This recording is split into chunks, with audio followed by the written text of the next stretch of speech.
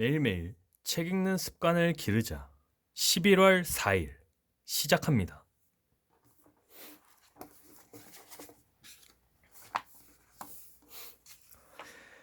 원칙 2. 솔직하고 진지하게 칭찬과 감사를 하라. 구체적인 행동에 대한 칭찬이어야 한다. 그렇지 않으면 아첨이 될 것이다. 진심에서 우러나온 감사의 말이 사람을 움직이게 하고 감동하게 만든다. 사람을 움직이게 하는 비결은 이 세상에 오직 한 가지밖에 없습니다. 사람들에게 스스로 하고자 하는 마음을 불러일으키게 해주는 것. 이것이 비결입니다. 거듭 강조하지만 그 외에 다른 비결이 없습니다. 물론 상대방의 가슴에 권총을 들이대 손목시계를 풀어주고 싶은 마음을 불러일으키게 할 수는 있을 것입니다. 그리고 감시의 눈을 부릅뜨고 채찍이나 호통을 쳐서 아이들을 마음대로 움직일 수도 있을 것입니다. 그러나 이런 방법에는 항상 좋지 않은 결과가 뒤따르게 마련입니다.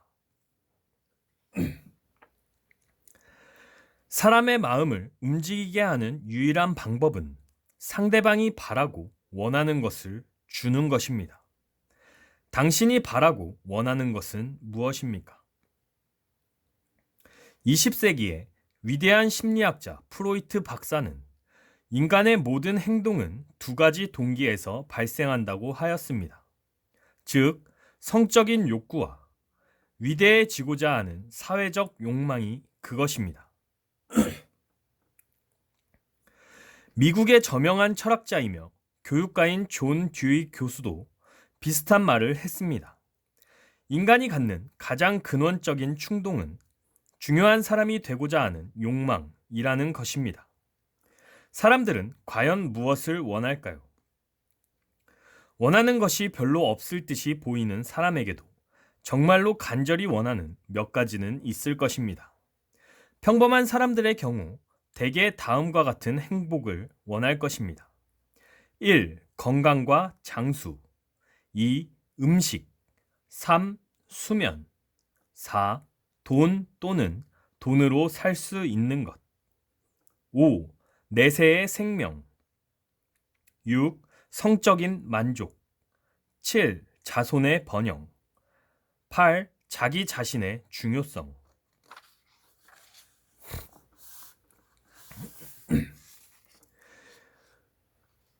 이상의 욕구는 대체로 충족시킬 수 있지만 이 중에서 하나만은 예외입니다.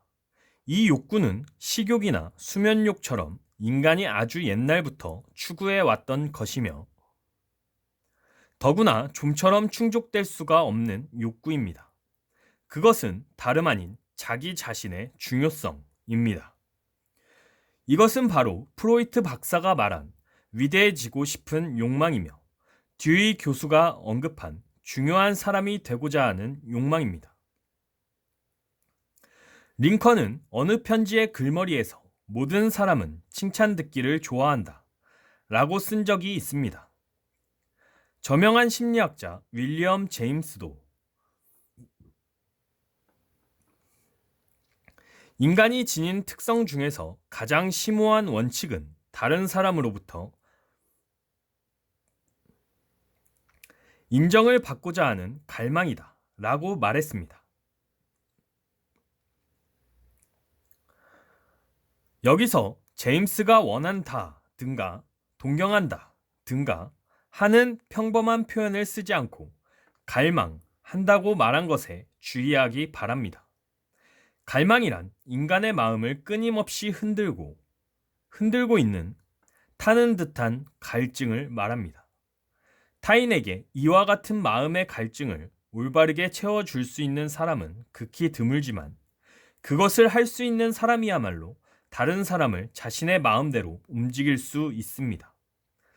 자기 자신의 중요성에 대한 욕구는 인간을 동물과 구별짓는 중요한 인간만의 특성입니다. 영국의 소설가 찰스 디킨스가 크리스마스 캐롤이라는 위대한 소설을 쓸 수 있었던 것도 19세기 영국의 유명 건축가 크리스토퍼 랭경이 위대한 건축물을 설계할 수 있도록 영감을 받을 수 있었던 것도 록펠러가 평생 동안 써도 다 쓰지 못할 정도의 부를 축적한 것도 모두 자신의 중요성에 대한 욕구에서 비롯되었다고 볼 수 있습니다. 미국 최초로 연봉 100만 달러 이상을 받았던 세계적인 경영자이자 경영 컨설턴트인 찰스 슈와브는 38세의 앤드류 카네기에 의해 채용되어 US 스틸의 사장이 되었습니다. 그는 자신보다 강철 제조에 대해 훨씬 많이 알고 있는 사람들을 부하 직원으로 두었고 사람들을 움직이는 특별한 능력으로 인해 백만장자가 될 수 있었습니다. 그는 사람들을 어떻게 다루었을까요?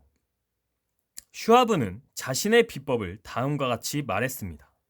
나에게는 사람들의 열의를 불러일으키게 만드는 능력이 있는 것 같습니다. 그것은 내가 가지고 있는 가장 중요한 재산이지요. 사람들에게 그들 최고의 가능성을 개발할 수 있도록 만드는 방법은 다름 아닌 격려와 칭찬입니다. 앤드류 카네기의 놀라운 성공 비결도 슈와브와 크게 다르지 않습니다. 나는 사업 관계로 세계 각국의 사람들을 만났는데 지위가 높은 사람일지라도 잔소리를 들으면서 일하는 것보다는 칭찬을 들으면서 일할 때 능률도 오르고 더욱 열성적이었습니다. 카네기는 자신의 직원들을 공석에서건 사석에서건 가리지 않고 칭찬했습니다. 그는 심지어 타인의 일을 자신의 묘비명에까지 새겨 칭찬하고자 했지요. 그가 스스로 쓴 묘비명은 다음과 같습니다. 자기보다 현명한 사람들을 주위에 모이게 하는 법을 터득한 자가 이곳에 잠들다. 존 록펠러가 사람을 다루는 비법은 자신의 진심을 다하여 감사하는 것이었습니다. 한 번은 에드워드 베드포드라고 하는 동업자가 남미에서 물건을 잘못 구입하여 회사에 100만 달러의 손해를 입혔습니다. 아마도 다른 사람 같으면 불같이 화를 냈겠지요. 그러나 록펠러는 베드포드가 최선을 다했다는 것을 알고 있었고 이미 벌어진 일이었으므로 그는 오히려 상대방을 칭찬할 기회를 찾았습니다. 그는 베드포드가 투자한 돈 가운데 60%를 회수하게 된 것을 매우 기뻐하며 그에게 다음과 같이 격려해 주었습니다. 아주 잘했어. 이만큼 회수하게 된 것도 다 자네의 수완이네. 몇 년 전에 가출한 주부들에 관한 연구가 있었는데 주부들이 집을 뛰쳐나간 가장 큰 이유가 무엇이었다고 생각합니까? 그것은 바로 칭찬의 부족이었습니다. 그리고 분명 가출을 한 남편들에 대해서도 연구가 행해진다면 같은 결과가 나올 것입니다. 우리는 흔히 배우자들에게 감사의 말을 하지 않는 것을 너무나 당연하게 여기고 있습니다. 카네기 코스에서 한 사람이 자기 부인에 대해 이야기한 적이 있었습니다.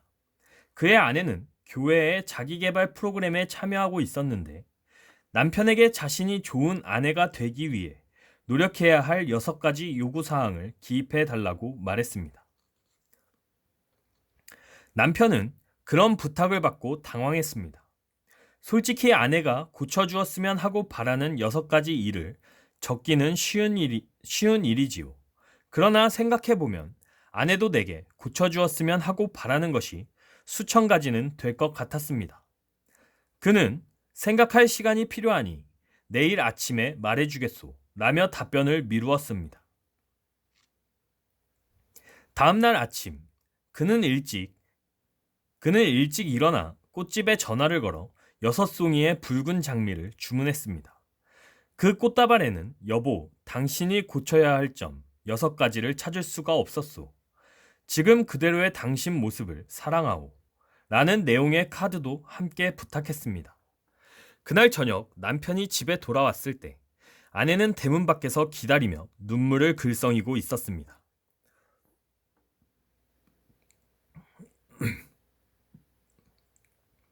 남편은 자신이 아내를 비판하지 않은 것을 무척이나 다행스럽게 생각했습니다.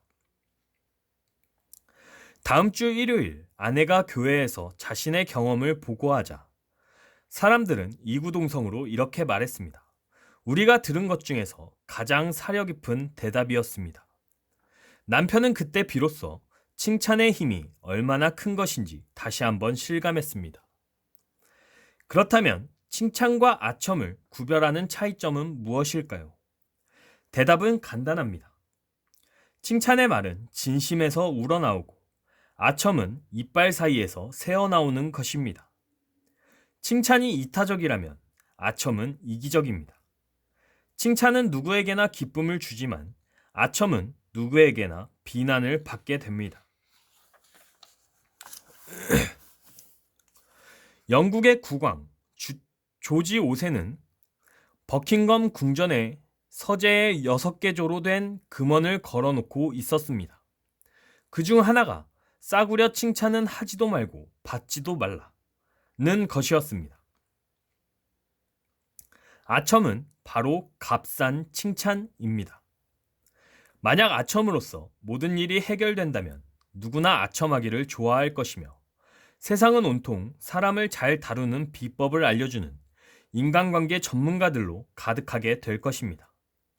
인간은 특별한 문제에 몰두하고 있을 때 외에는 대부분 자기 자신에 관해 생각하면서 시간의 95%를 소비합니다.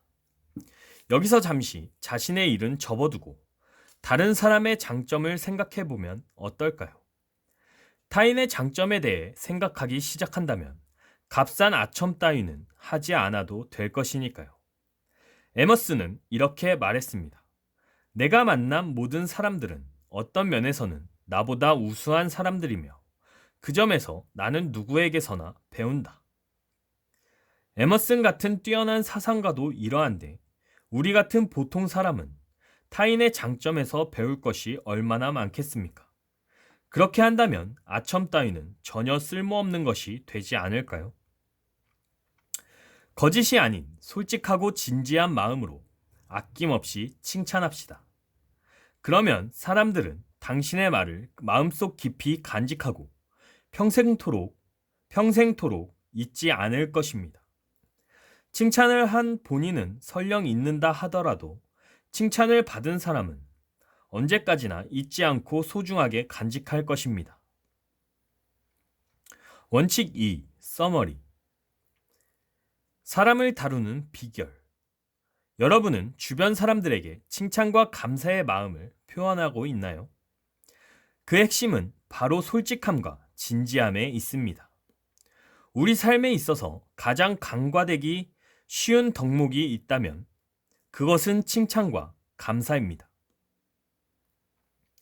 좋은 것을 보고 좋다고 얘기하고 아름다운 것을 보고 아름답다고 말할 수 있는 표현력은 바로 작은 일에도 감사할 줄 아는 마음에서 나옵니다.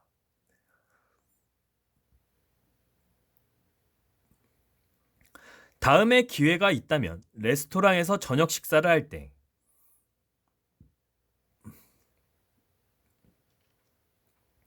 요리사에게 최고의 요리였다고 칭찬을 해보세요. 또는 어떤 직원이 당신에게 보기 드문 친절을 베풀었을 때 그것을 칭찬해 주세요. 동료가 프로젝트를 성공적으로 마쳤을 때 그것을 진지하게 인정해 주세요. 정말 잘했어. 역시 당신밖에 없어. 난 널 믿어. 사람들은 그런 칭찬과 감사, 인정의 말들을 가슴 깊이 오래도록 간직할 거예요. 아마도 소중한 보석처럼 말이죠. 당신은 이미 잊어버린 일조차도 지금까지 살아오면서 어떤 말을 들었을 때 가장 기분이 좋았는지 한번 생각해 봅시다. 칭찬은 글로써, 칭찬은 글 또는 엽서로써, 말로써, 행동으로 나타낼 때 길을 복돋아 줍니다. 장미꽃을 전해준 사람의 손에는 항상 장미향이 남아있다. 행동으로 옮겨보세요. move into action. 이는 서로 의지하며 화합하는 것을 의미합니다. 매월 2일에는 솔직하고 진지하게 칭찬하면서 감사하는 시간을 가지세요. 칭찬을 할 때는 먼저 이름을 불러주세요. 그리고 장점과 함께 구체적인 증거를 말합니다. 그 다음 질문까지 하게 되면 상대방의 얼굴에서 행복을 보게 될 것입니다. 매일의 삶 속에서 동료, 가족, 친구들에게 칭찬을 실천해 보시기 바랍니다. 행복은 먼 곳에 있는 것이 아니라 작은 것을 행동으로 옮기는 데 있습니다. 감사합니다. 감사합니다. 라는 말과 기도에는 위대한 힘이 있습니다. 솔직하고 진지하게 칭찬과 감사를 하라. 오늘은 여기까지 읽도록 하겠습니다. To be continued.